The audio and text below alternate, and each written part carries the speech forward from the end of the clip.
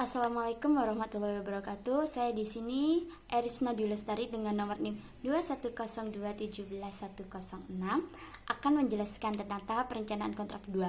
Tahap perencanaan kontrak kedua ini membahas tentang 3 topik. Yang pertama, pola komparisi para pihak yang terlibat. Yang kedua, identitas orang. Dan yang terakhir yaitu identitas untuk badan hukum. Yang pertama kita akan membahas tentang komparisi. Apa sih komparisi itu? Berisi apa sih komparisi itu? Jadi gini, komparisi yaitu berisi keterangan-keterangan para pihak dalam perjanjian atau atas permintaan siapa perjanjian itu dibuat. Komparisi di sini membahas tiga pembahasan. Yang pertama, identitas komplit, kualifikasi komplit, dan sebutan. Untuk identitas para pihak di sini itu ada sebutan pihak, yang kedua nama, tempat tanggal lahir, pekerjaan, kedudukan, dan domisili.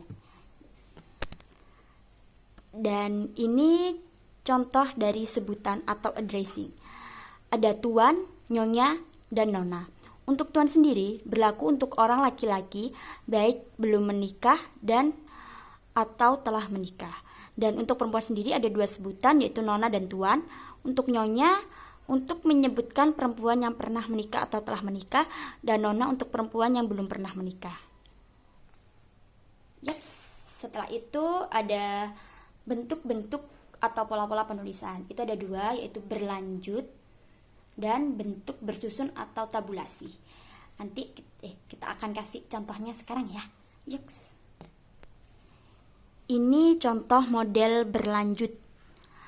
Tetap ya, memuatnya tetap ada sebutan atau addressing, ada nama, ada tempat dan tanggal lahir, ada kedudukan, pekerjaan, dan domisili. Tetapi modelnya ini model berlanjut. Dan sekarang saya ingin memberitahu untuk model bersusun atau tabulasi. Ini untuk model bersusun dan tabulasinya.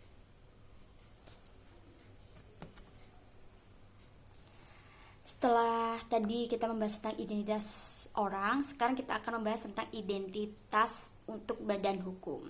Identitas badan hukum ini memuat 3 hal. Yang pertama, sebutan bentuk badan hukum seperti perseroan terbatas atau PT, yayasan, perseroan komoditer, seperti itu. Lalu diikuti dengan nama badan hukumnya itu tadi. Dan yang terakhir, tempat kedudukan badan hukum itu.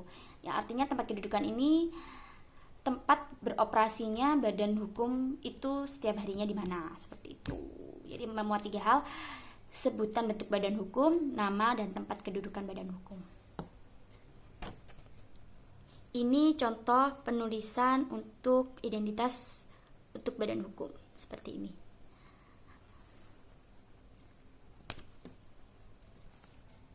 Nah, setelah kita membahas tentang identitas para pihak, dari identitas untuk orang dan untuk badan hukum, sekarang kita akan membahas tentang kualifikasi complete.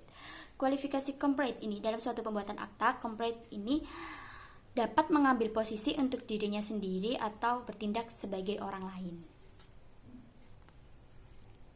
Identitas para pihak sudah, kualifikasi complete sudah, dan yang terakhir tinggal sebutan pihak.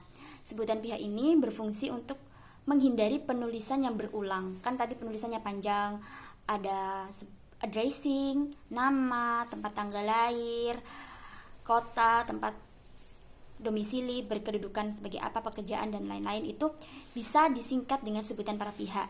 Bagaimana sih caranya untuk menyingkat? Di sini ada beberapa cara, yaitu ada 4 cara. Yang pertama, urutan penulisan dalam bagian komparisi. Yang kedua, kedudukan para pihak dalam perjanjian, bentuk organisasi pihak itu seperti apa, dan bentuk bidang usahanya seperti apa. Jadi ada 4 cara untuk penyebutan. Yang pertama, urutan penulisan dalam kompres, kedudukan pihak dalam perjanjian, bentuk organisasi pihak, dan atau bentuk bidang usaha pihaknya. Dan di sini ini ada contoh sebutan pihak ya. Yang pertama ada pihak pertama. Pihak pertama ini contoh untuk urutan penulisan dalam bagian komparisi. Lalu untuk yang kedua, penyewa ini sebagai kedudukan pihak dalam perjanjian. Yang ketiga ini yayasan, bentuk organisasi pihak. Dan yang terakhir adalah bentuk bidang usahanya. Jadi ini yang dapat dipilih atau 4 cara dalam menentukan sebutan para pihak.